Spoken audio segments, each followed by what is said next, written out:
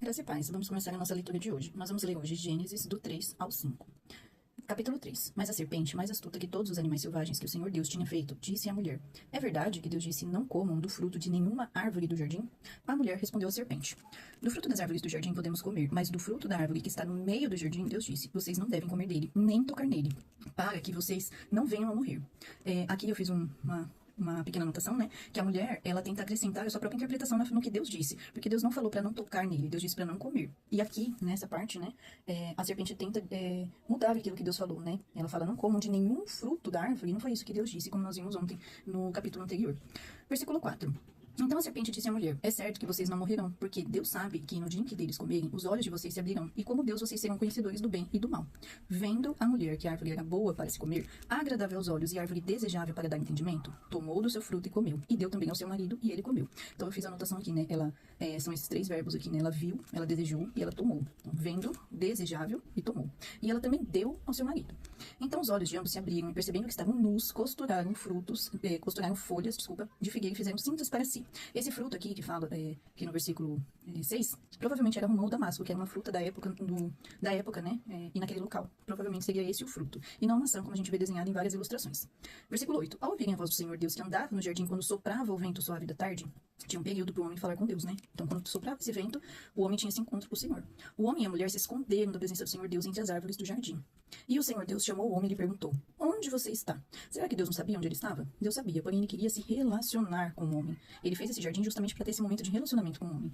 E ele respondeu: Ouvi a tua voz no jardim, e porque estava nu, tive medo, e me escondi. Ou seja, aqui no versículo de ontem que nós lemos lá no capítulo 2, versículo 25. Ora, um e outro, o homem e a mulher, estavam nus e não se envergonhavam. Quando nós lemos esse versículo aqui, fica claro, após ler aqui que o homem se escondeu de Deus, que o que não traz vergonha é uma vida reta. Quando a gente peca, quando a gente faz algo errado, a gente se envergonha e a gente tenta se esconder do Senhor, um caminho totalmente errado. Porque lá fala, eles estavam nus e não se envergonhavam. Aqui o pecado não tinha entrado ainda na humanidade, né? O homem não tinha pecado. E quando a gente vê aqui, como eles fizeram algo que o Senhor não permitiu, eles tentaram, né? Eles tentaram se esconder do Senhor.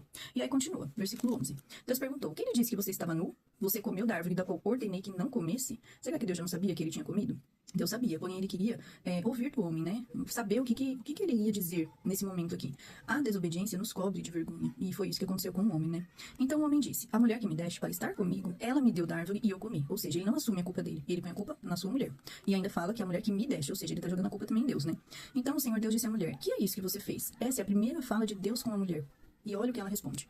A mulher respondeu: A serpente me enganou e eu comi. Ou seja, o homem joga a culpa na mulher e a mulher joga a culpa na serpente. Então o Senhor Deus disse à serpente: Por causa do que você fez, você é maldita entre todos os animais domésticos e entre todos os animais selvagens. Você rastejará sobre o seu ventre e comerá pó todos os dias da sua vida. Porém, inimizade entre você e a mulher, entre a sua descendência e o descendente dela. Aqui é uma referência sobre Jesus, né? Sobre o descendente dela. Este lhe ferirá a cabeça, e você lhe ferirá o calcanhar. Temos aqui uma referência em Romanos 16, 20. E a mulher lhe disse: Aumentarei em muito os seus sofrimentos na gravidez. Com dor você dará luz a filhos. O seu desejo será para o seu marido, e ele a governará. Ou seja, existirão conflitos no seu casamento. E Adão disse: Por ter dado ouvidos à sua mulher e comido da árvore que eu havia ordenado que não comesse, maldita é a terra por sua causa. Em fadigas você obterá dela o sustento durante os dias de sua vida. Ela produzirá também espinhos e ervas daninhas, e você comerá a erva do campo. No suor do seu rosto você comerá o seu pão, até que volte à terra, pois dela você foi formado, porque você é pó, e ao pó voltará. E o homem deu à sua mulher o nome de Eva, por ser a mãe de todos os seres humanos. O Senhor Deus fez roupas de pele, com as quais vestiu Adão e a sua mulher. Essa roupa de pele tem a ver com o sacrifício de Jesus na cruz, porque aqui o homem tenta se esconder usando folhas de figueira. E aqui Deus faz para ele roupas de pele, ou seja, ele tinha que matar esse animal, pegar a pele dele e através do sangue cobriria a vergonha. Então tem a ver com Jesus aqui também, é uma referência de Jesus. E aqui tem alguns textos que eu anotei referente a isso, tá? E aí, lá no versículo 22, continuando. Então o Senhor Deus disse: Eis que o homem se tornou pó como um de nós, conhecedor do bem e do mal. Eis que o homem se tornou como um de nós, Se tornou como um de nós, conhecedor do bem e do mal. É preciso impedir que estenda a mão, tome também da árvore da vida, coma e viva eternamente. Foi o que eu falei ontem quando a gente estava lendo, né? A árvore da vida é o que deixaria o homem viver eternamente. A partir do pecado, entra a morte na vida do homem. Por isso o Senhor Deus o lançou fora do jardim do Éden, para cultivar a terra, da qual havia sido tomado. E depois de lançar fora o homem, Deus colocou querubins a leste do jardim do Éden e uma espada flamejante que se movia em todas as direções para guardar o caminho da árvore da vida. Esse o caminho também é uma referência para Jesus, que só Jesus é o caminho, a verdade e a vida. Então, para que o homem não tivesse mais esse acesso liberado, foi colocado querubins e uma espada flamejante. Essa referência aqui está em João 14,6, que Jesus é o caminho, a verdade e a vida. Capítulo 4 de Gênesis. Adão teve relações com Eva, a sua mulher. Ela ficou grávida e deu à luz Caim, que em hebraico significa adquirir. Então ela disse: adquiri um varão com o auxílio do Senhor. Depois deu à luz a Abel, irmão de Caim. Abel foi pastor de ovelhas e Caim foi agricultor. E aconteceu que, ao fim de um certo tempo, Caim trouxe do fruto da terra uma oferta. Essa minha Bíblia aqui é de estudo, então a gente passa algumas páginas aqui. Caim trouxe, vamos ver aqui de novo. Caim trouxe do fruto da terra uma oferta ao Senhor. Abel, por sua vez, trouxe das primícias do seu rebanho e da gordura deste. Ou seja, Abel trouxe uma oferta separada, né? Ele se preparou para separar essa oferta. O Senhor se agradou de Abel e de sua oferta. Então, primeiro Deus se agrada do homem e depois da sua oferta. Ele primeiro viu o nosso coração, a intenção que nós estamos entregando. 5. Mas de Caim, de sua oferta, não se agradou. Caim ficou muito irritado e fechou a cara. Então o Senhor lhe disse: por que você anda irritado e por que essa cara fechada? Se fizer o que é certo, não é verdade que você será aceito? Mas se não fizer o que é certo, eis que o pecado está à porta, à sua espera. O desejo dele será contra você, mas é necessário que você o domine. Cabe a você dominar o pecado. Olha que forte aqui. E aqui nós temos uma referência, né, de Efésios 4, 26 e 27, que diz: fiquem irados, mas não pequem. A ira, ela cria oportunidades para o diabo. Então aqui, Caim não gostou. Mas Deus fala para ele: se você fizer o que é certo, não é verdade que você será aceito? Mas se não fizer o que é certo, eis que o pecado está à porta à sua espera. E cabe a você o domínio. Você precisa dominar o pecado. Bem forte essa parte, né? Versículo 8. Depois que eles entregam, né, eles oferecem, fazem essa oferta aqui ao Senhor. Então, depois do culto, Caim disse a Abel, seu irmão: vamos ao campo. Estando eles no campo, Caim se levantou contra Abel, seu irmão, e o matou. Esse é o primeiro homicídio que aparece na Bíblia, né? Versículo 9. O Senhor disse a Caim: onde está Abel, seu irmão? E ele respondeu: não sei. Por acaso sou eu o guardador do meu irmão? Olha a oportunidade que Deus dá aqui para ele, a mesma que ele deu lá para Adão, né, no capítulo anterior. Onde está você, Adão? Aqui é a mesma oportunidade que Deus dá, né? Onde está Abel, seu irmão? Ele está dando uma oportunidade para ele, né? E ele responde grosseiramente: não sei, por acaso sou eu o guardador do meu irmão? Olha como que ele responde a Deus, né? E o Senhor disse: o que foi que você fez? A voz do sangue do seu irmão clama na terra a mim, e agora você é maldito sobre a terra, cuja boca se abriu para receber da sua mão o sangue do seu irmão. Quando você cultivar o solo, ele não lhe dará a sua força, você será fugitivo e errante pela terra. Então Caim disse ao Senhor: meu castigo é tão grande que não poderei suportá-lo. Eis que hoje me expulsas da face da terra e da tua presença terei de me esconder. Serei fugitivo e errante pela terra. Quem me encontrar, comigo me matará. O Senhor, porém, lhe disse: não. E se alguém matar Caim, será vingado 7 vezes. Aqui é um ato de misericórdia, né? Assim como Deus fez com as roupas de Adão e Eva, no versículo anterior, que a gente viu no capítulo anterior. Assim como Deus costurou roupas para ele, para cobrir a vergonha deles, aqui Deus também está fazendo esse mesmo ato de misericórdia com Caim, né? Se alguém matasse Caim, seria vingado 7 vezes, ou seja, ele não deixa que ninguém toque nele.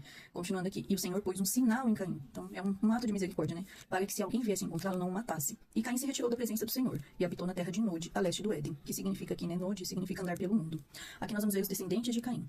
17. E Caim teve relações com sua mulher. Ela ficou grávida e deu à luz a Enoque. Caim edificou uma cidade e a chamou de Enoque, o nome de seu filho. A Enoque nasceu Irade. Irade gerou Meujael. Meujael gerou Metusael. Metusael gerou Lameque. Lameque tomou para si 2 esposas. O nome de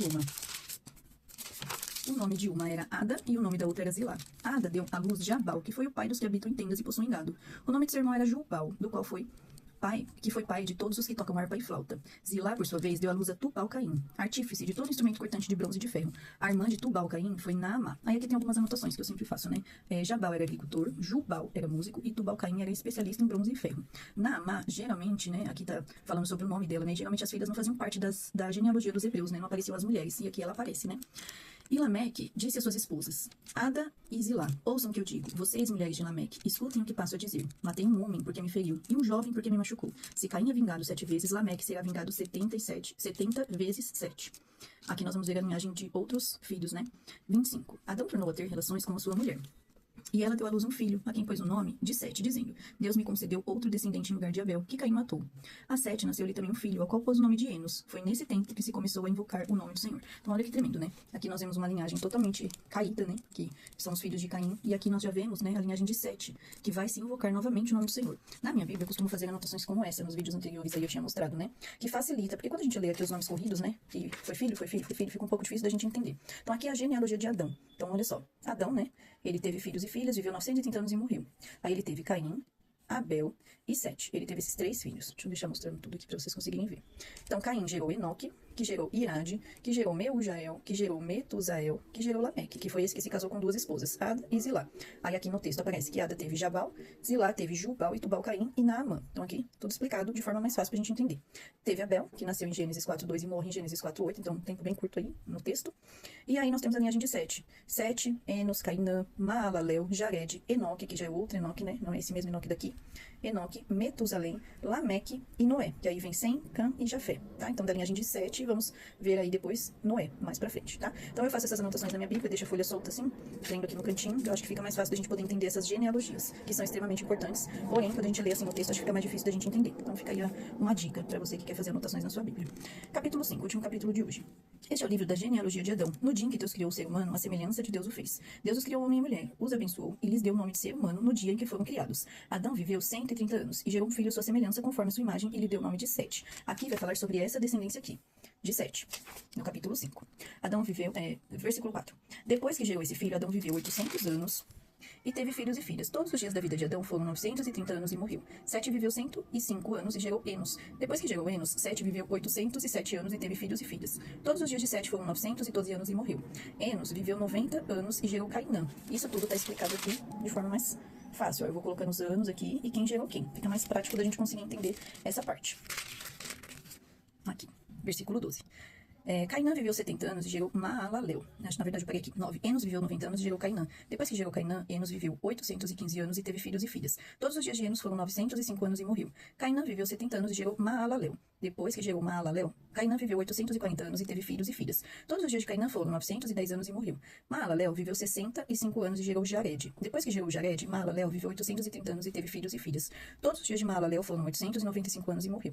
Jared viveu 162 anos e gerou Enoque. Depois que gerou Enoque, Jared viveu 800 anos e teve filhos e filhas. Todos os dias de Jared foram 962 anos e morreu. Enoque viveu 65 anos e gerou Metusalém. Esse Enoque da linhagem de Sete. Enoque andou com Deus, e depois que gerou Metusalém, viveu 300 anos, e teve filhos e filhas. Todos os dias de Enoque foram 365 anos. Enoque andou com Deus, e não foi mais visto, porque Deus o levou para junto de si. Então aqui nós vemos a primeira menção de um homem que andou com Deus, e que Deus o tomou para si. Ele o poupou da morte física. Enoque, da linhagem aqui, como eu disse para vocês, né, são dois Enoques. Enoque, da linhagem de Caim, né, que foi o que ele edificou uma cidade no nome dele, e Enoque, da linhagem de Sete, que foi o que andou com Deus e foi levado para si. Deus o tomou para si, o poupando da morte física. 25. Metusalém viveu 187 anos e gerou Lameque. Depois que gerou Lameque, Metusalém viveu 782 anos e teve filhos e filhas. Todos os dias de Metusalém foram 969 anos e morreu. Lameque viveu 182 anos e gerou um filho. Deu-lhe o nome de Noé, dizendo: Este nos consolará dos nossos trabalhos e das fadigas de nossas mãos, nessa terra que o Senhor amaldiçoou. E ele amaldiçoou por causa do pecado, né? Depois que gerou Noé, Lameque viveu 595 anos e teve filhos e filhas. Todos os dias de Lameque foram 777 anos e morreu. Noé tinha 500 anos de idade e gerou Sem, Cã e Jafé. E aí aqui nós vemos o nome dos 3 filhos de Noé. Então, todas as vezes que tiverem uma genealogia, eu aconselho, né, que você faça dessa forma aqui, que fica mais prático de entender, né, quem são as pessoas, todas as informações que você tiver, que nem aqui, são os significados dos nomes deles, que eu coloquei na frente porque eu acho importante. E aqui os anos que eles viveram, todas as informações que a Bíblia traz, a gente anota que fica um pouco mais fácil de entender. Bom, pessoal, essa foi a nossa leitura de hoje. Espero que possamos estar aqui amanhã novamente para ler mais uma porção da Palavra do Senhor, se assim Ele permitir. Deus abençoe e até o próximo.